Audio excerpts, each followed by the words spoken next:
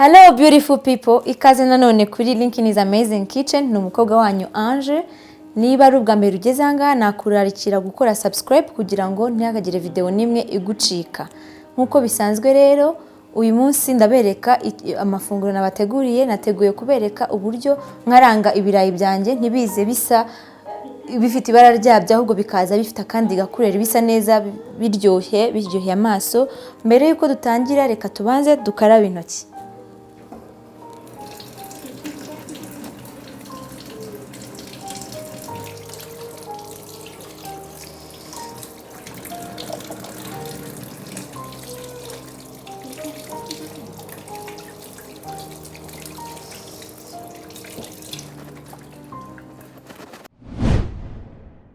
Uyu munsi rero ibintu turi buze kwifashisha nari namaze kubitunganya.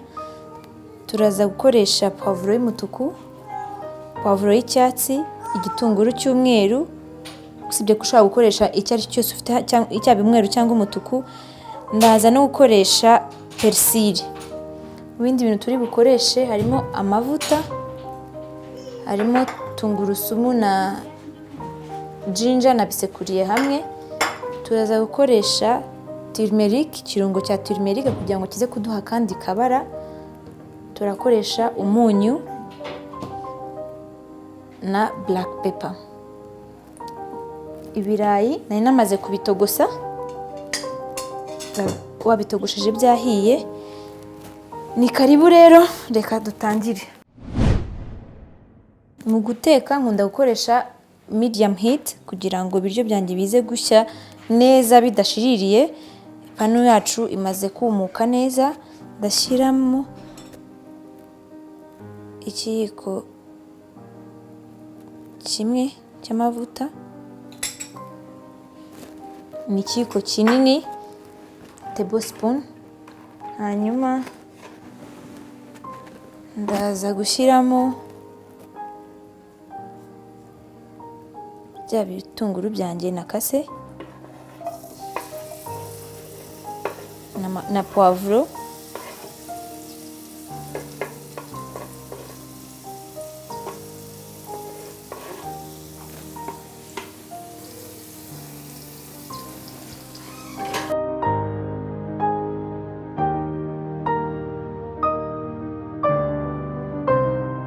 Mwibutsa ko intego yacu ni ukurya ibiryo byiza kandi tugakoresha ibikoresho dushobora kubona ku isoko mu Rwanda.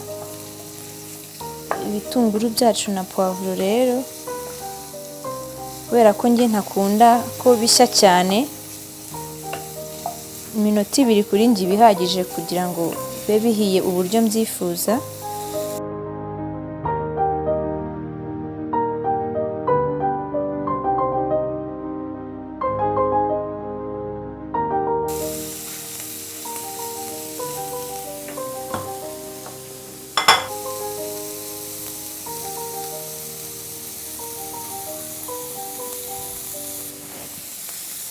Nashyiramo na black pepper na turmeric powder.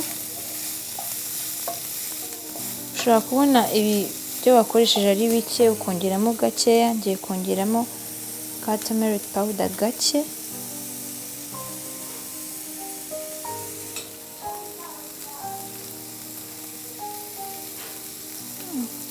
Tuvuta duke kugira ngo ibitunguru byanjye bidashirira. Umunyu muri comment ushobora gushyiramo uko ubibona, ukandika uko ubibona, ukandika indi recette wumva wadusangiza, cyangwa se uko ujya ubigenza nimba ujya utegura ifunguro rimeze gutya. Ariko kandi nanone nimba ukunda ibyo mbagezaho, wakora like ukanakora share kugira ngo twagure umuryango. Ibitunguru byanjye birahiye, ngiye gushyiramo ibirayi.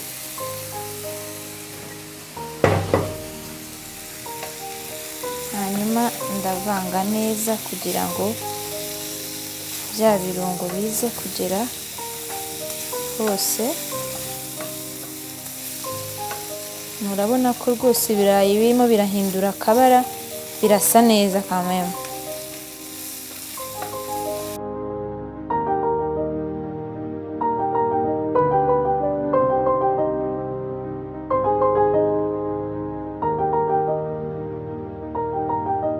Iri rero ni ifunguro wategura uvuye ku kazi cya gihe uba unaniwe, ko ntabwo ritwara iminota myinshi, ni iminota 15 rikaba rirahiye neza, wateguye n'imboga zawe, imboga zose wifuza kuba wabirisha, iminota 15 uba uriye. Ibirungo byacu rero bimaze kwivanga neza neza n'ibirayi, ubu birahiye.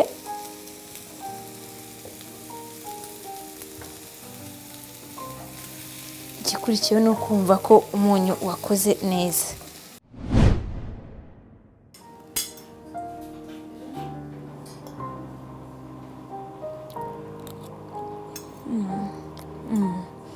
Biraryoshye cyane, birahumura, mbese ni ifunguro rimeze neza cyane kandi mu gihe gito, ryoroshye rwose.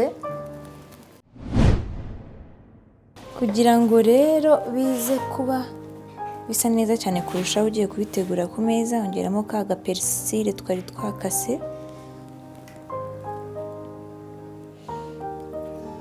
wabona ko rwose ifunguro ryacu risa neza cyane. Ngayo nguko rero ifunguro ryacu twaba tumaze kuritegura, twumvisha umunyu, biraryoshye. Nabashishikariza kugira ngo murigerageze, abatararigerageza muzambwiye muri comment uko mwabyumvishije. Nakagaruka rero, ndabakunda cyane, ariko Yesu arandusha. Naho muri video y'ubutaha. Ciao ciao.